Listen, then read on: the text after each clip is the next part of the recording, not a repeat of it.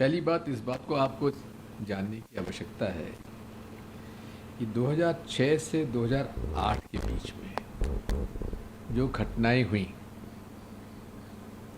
8 सितंबर 2006 मालेगांव में ब्लास्ट हुआ मस्जिद में, 37 लोग मरे, लगभग 100 से ज़्यादा लोग घायल हुए, 9 लोगों पर केस चला अपराधी के रूप में और पूरे 9 लोगों को दोषमुक्त कर दिया गया।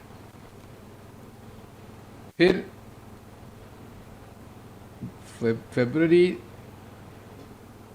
2007 में समझौता एक्सप्रेस पे ब्लास्ट हुआ। समझौता एक्सप्रेस जो उस समय अटल जी के समय से चालू हो गई थी, उसमें 68 लोग मरे, 12 लोग घायल हुए, 4 अपराधी थे, चारों दोषमुक्त हो गए।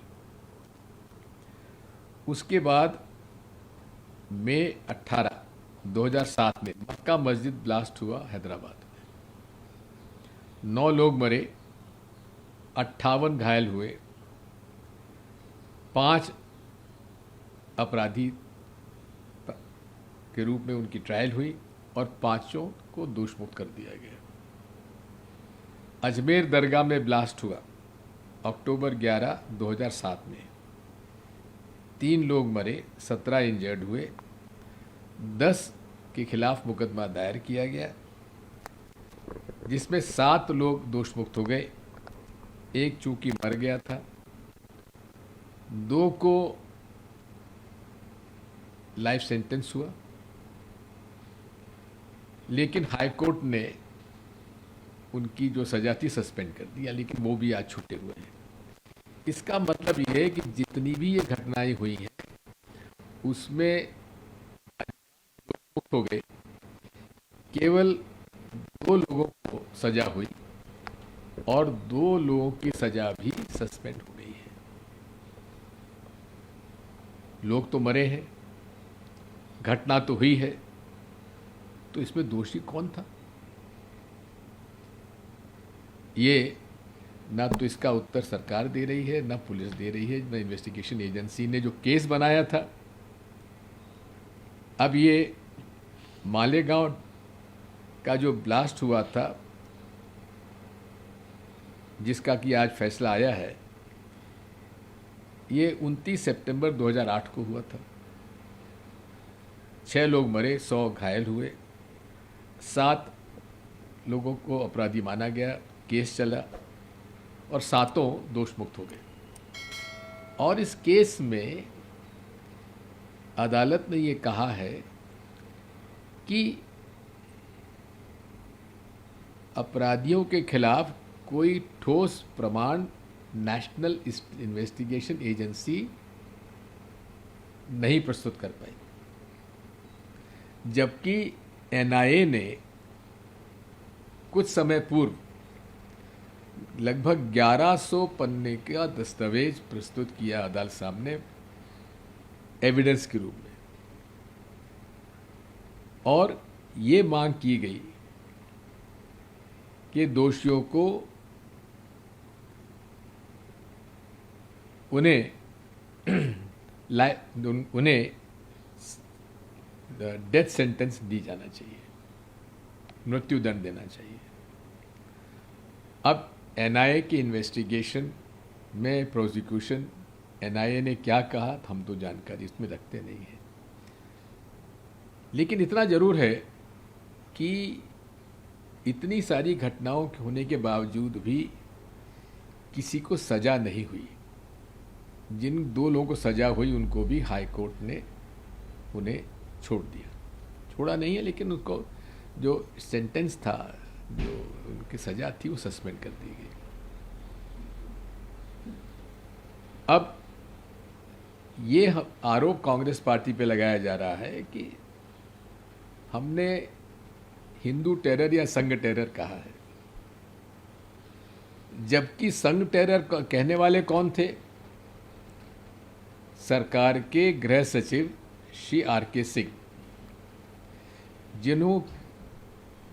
जिनको सेवानिवृत्ति के बाद भारतीय जनता पार्टी ने संसद सदस्य बनाया अपने टिकट पर और मंत्री बनाया। संघ टेरर का नाम उन्होंने दिया था, सैफरन टेरर, संघ टेरर, सैफरन टेरर का। उसके बारे में क्यों भाजपा चुप है, हम जानना चाहते हैं।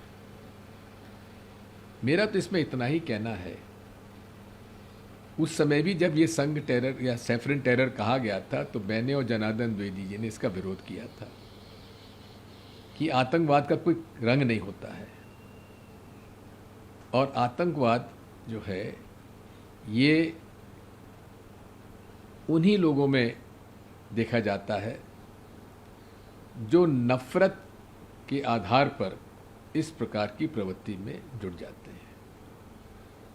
इसलिए मैं तो इतना ही कहूँगा कि आखिर ये घटनाएं जो हुई हैं, ये कोई ना कोई तो अपराधी इसमें है।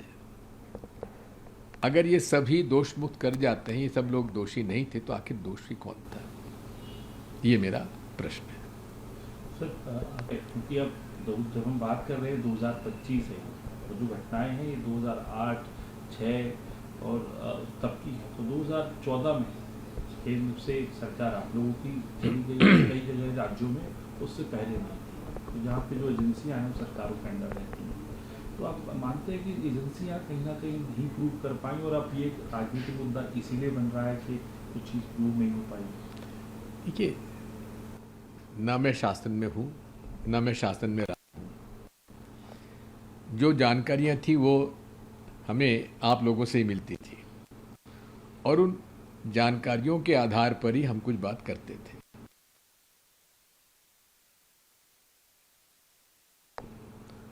और जैसे कि कोर्ट ने भी कहा है कि आतंकवाद को किसी भी धर्म के साथ नहीं जोड़ा जा सकता, और यही मैं शुरू से कहता आया हूं। ये आतंकवाद उस मानसिकता के कारण पैदा होती है जहां हर धर्म जो है ये प्रेम, सद्भाव, सत्य और अहिंसा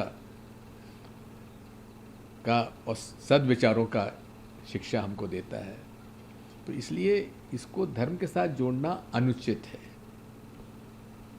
ये व्यक्ति की मानसिकता है और इसके खिलाफ कार्रवाई होना चाहिए। आज भी 2 लोग एब्सकॉन्ड कर रहे हैं, मतलब फरार हैं, रामजी कलंगसरा और संदीप डांगे। उनके ऊपर 10-10 लाख का इनाम है। वो कहाँ है, उनको क्यों नहीं पकड़ा जा रहा है, ये भी एक प्रश्न है।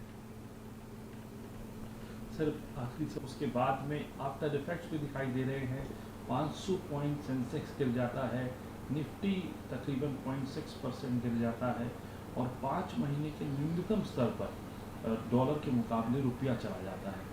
तो इसको कैसे देखते हैं? जब से उन्होंने बयान दिया है तब से रुपये की मूल्यांकन में 1 रुपये की गिरावट आ गई है, जो कभी नहीं हुई इतनी। डोनाल्ड ट्रंप साहब का यदि आप देखेंगे तो उन्होंने एक तरफ ये भी कहा है कि India is a dead economy. अब डोनाल्ड ट्रंप साहब के संबंध नरेंद्र मोदी जी के साथ बहुत अच्छे बताए जाते हैं, लेकिन जहां उन्होंने एक तरफ हिंदुस्तान पर टैरिफ बढ़ा दिया, वहीं पाकिस्तान के साथ उन्होंने समझौता कर लिया। तो आखिर ये सब बातों का जवाब हम लोग, जो स्टेटमेंट दिया पीयूष गोयल जी ने, हम जानना चाहते थे कि आखिर इस बारे में आपको क्या कहना है।